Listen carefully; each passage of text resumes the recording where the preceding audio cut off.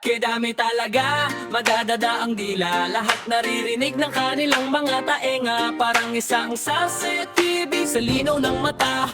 Okay na trabaho ang pagiging chismosa.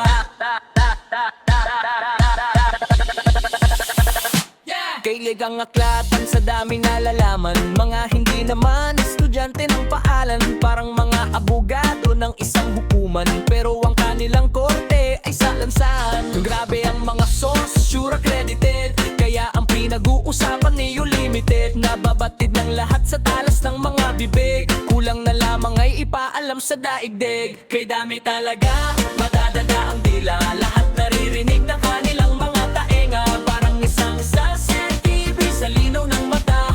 Okay na trabaho ang pagiging chismosa.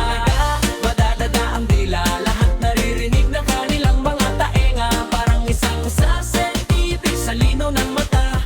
Okay na trabaho ang pagiging chismosa. Graduated yan sila sa Pakialam Academy. Kaya sa kalye sila'y very busy and happy. Kahit nasawaying hindi nila ito iindihin. Basta't mahalaga may buhay na sisirain. Magaling mahusay pa sa mga periodiko. Mga nauuna pa sa balita ng mga dyaryo. Kaya dapat iniingatan tinatagong sikreto. Dahil sa tulad nila ay walang maitatago. Talaga, madadaa ang dila. Lahat naririnig ng kanilang mga taenga. Parang isang CCTV sa linaw ng mata.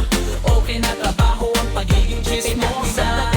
Madadaa ang dila. Lahat naririnig ng kanilang mga taenga. Parang isang CCTV sa linaw ng mata.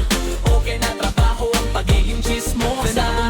Sa galing na makialam, mga tulad nila ay walang pakiramdam. Hindi rin alintana kung may tatamaan. Ang importante, nag-e-enjoy sa usapan. Kaya naman dapat na silang katakutan ng mga baho, ikandado ng lubusan. Katat hindi rin nila na kayang atrasan. Kahit maiwe pa sa isang dimanahan. Halaga, madadada ang dila. Lahat naririnig ng kanilang mga taenga. Parang isang CCTV sa linaw ng mata.